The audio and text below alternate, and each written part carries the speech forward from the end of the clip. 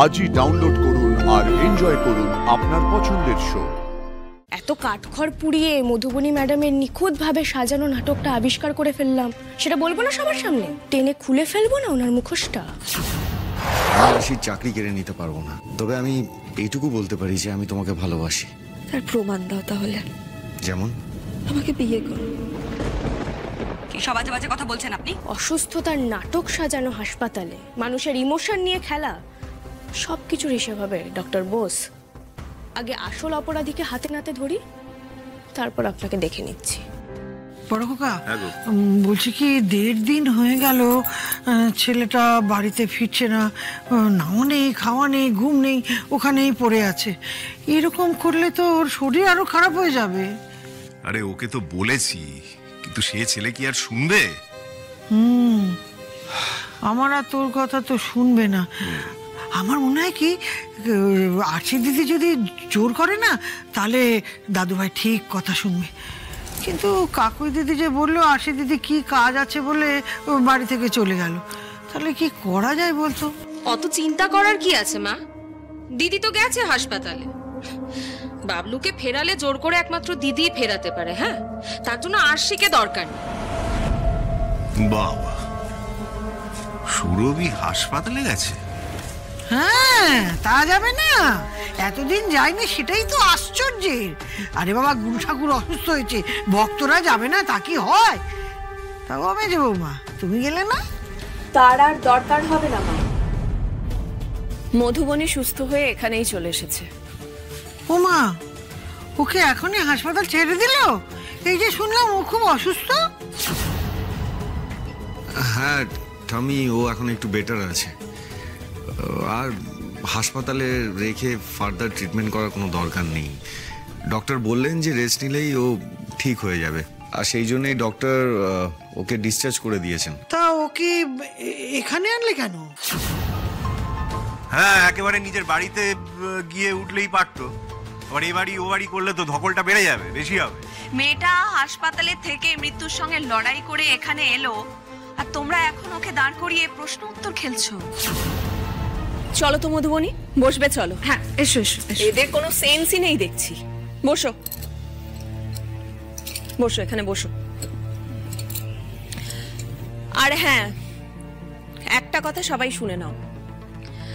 আমি সিদ্ধান্ত নিয়ে নিয়েছি, মধুবনী এবার থেকে পাকাপাকি ভাবে এ বাড়িতেই থাকবে। বলো কি বড় বৌমা? এমনিতেই তো মধুবনী এ বাড়িতে সারাদিন ধরে পড়ে থাকে, তার জন্য কম কথা শুনতে হয় না। যাও বা রাতের বেলায় নিজের বাড়িতে চলে যেত, তাও ঠিক ছিল।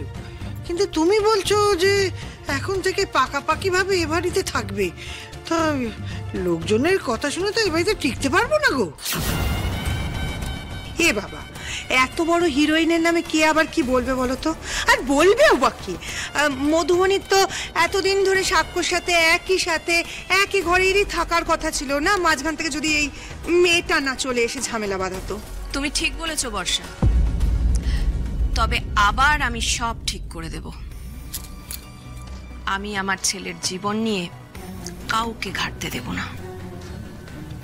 যা ভুল হবার হয়ে গেছে, এবার থেকে সব ঠিক হবে। খুব শিগগিরই আমি আমার বাবলুর সঙ্গে মধুবনীর বিয়েটা দেব। বিয়ে দেবে মানে? আমার বোনটার কি হবে তাহলে? এই তো দিদি এবার কোমর বেঁধে মাঠে নেমেছে। একবার মধুবনী যদি বউ হয়ে এই বাড়িতে চলে আসে না, তাহলেই কেল্লা ফতে। ওই আরশি এই বাড়ি থেকে বিদায় হলেই আমাদের আর কোনো চিন্তা থাকবে না।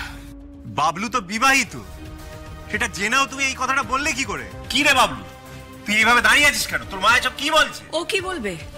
আর তখন থেকে শুনে যাচ্ছি বিবাহিত বিবাহিত। আমার ছেলে মোটেই বিবাহিত নয়।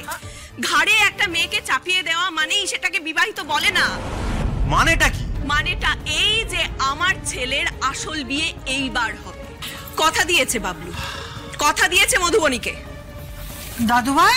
বাবলু, একদম না। তুই এই বিষয় নিয়ে তোর ঠাম্মি, তোর বাবা, যারা যারা ওই মেয়ের সাগরেদ আছে তাদের সঙ্গে একদম কথা বলবি না কিন্তু বাবলু। বাবলু আমার মাথার দিব্যি রইল, একদম নয়। কথা বললেই 1000টা যুক্তি দিয়ে তোর মাথা খেয়ে নেবে, আর আমি সেটা হতে দেব না। তুই তুই মধুবনীকে নিয়ে ঘরে যা, যা বলছি তো, যা। চলো মধু।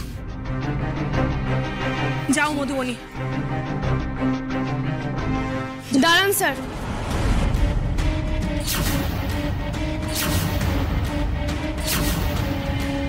এ আবার কি বলবে?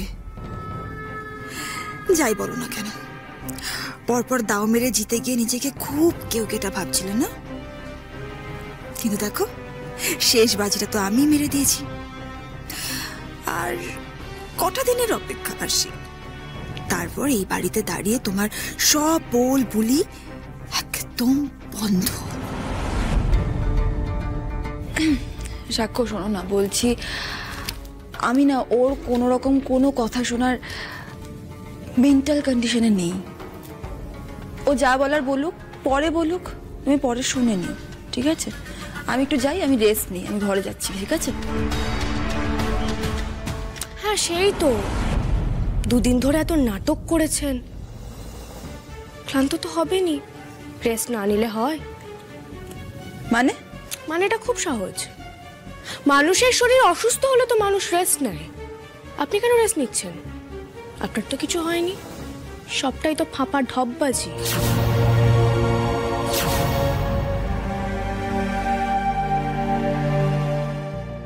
আরশি, তুমি আবার শুরু করলে? হ্যাঁ স্যার, বাধ্য হয়ে শুরু করছি।